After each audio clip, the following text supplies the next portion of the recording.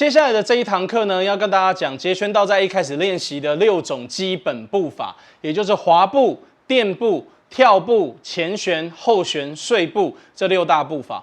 这6大步法，其实在截拳道来讲是非常重要的。其实这句话是废话，我要教的任何影片都是非常重要的。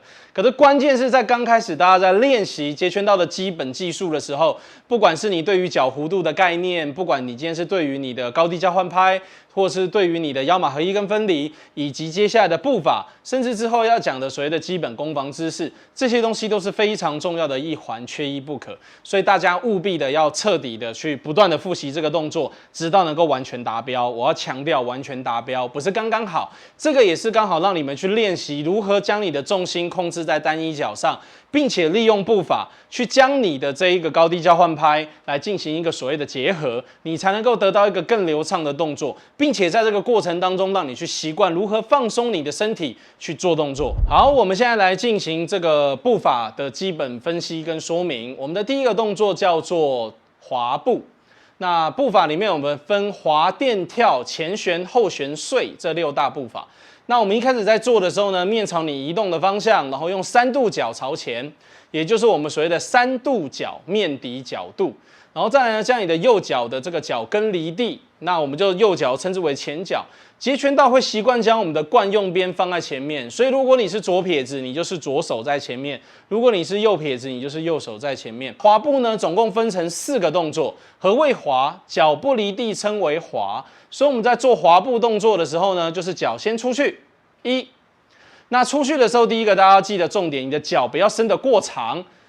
比如说，如果你伸得过长，你的脚就会很紧绷，你就可以从画面中看到这个人他的骨盆的位置跟大腿的位置就会开始用力，以及他的右脚脚尖就会很不自然的点地。所以我们恢复到正确的位置。所以这样做1的时候就是一个适当的位置，脚在地上进行一个滑行的动作，然后2。我们就转移重心，并且搭配高低交换拍。大家要务必的确认你的身体的重心有完全转移。什么叫完全转移？就是你的后脚离地，你的身体没有任何的动态落下。如果你的重心稍微往后一点点，然后你要离开后脚，你就会往后倒。但正常的时候就是，如果你要不往后倒，你把脚离地。你很明显可以看得到，身体需要往前做一个重心转移的动作，所以呢，我们的重心一定要确保的完全转移下。好，这是动作2，我们做动作3。3就是利用滑步的方式，将你的后腿带回到前脚的起始位置。4，好，我们的重心再利用高低交换拍重新回到我们的后脚。那回到后脚的时候要注意什么呢？刚刚我们的画面当中可以看到他身体有一个颠动，那就是因为他在交换重心的时候，左脚的膝盖伸得太直。所以我们现在再来做一次，1、2、3、4。好，所以大家可以看到，如果你的步法正确，你只会有适当的重心前后转移的动作，而不会出现很大幅度的动作变化。所以呢，大家在做的时候务必一定要放松，手要放松，背要放松，身体要放松，重心要控制好。来，1、2、3、4。好，我们再做一遍，换个角度看这个动作。来，1、2、3、4。1、2、3、4，动，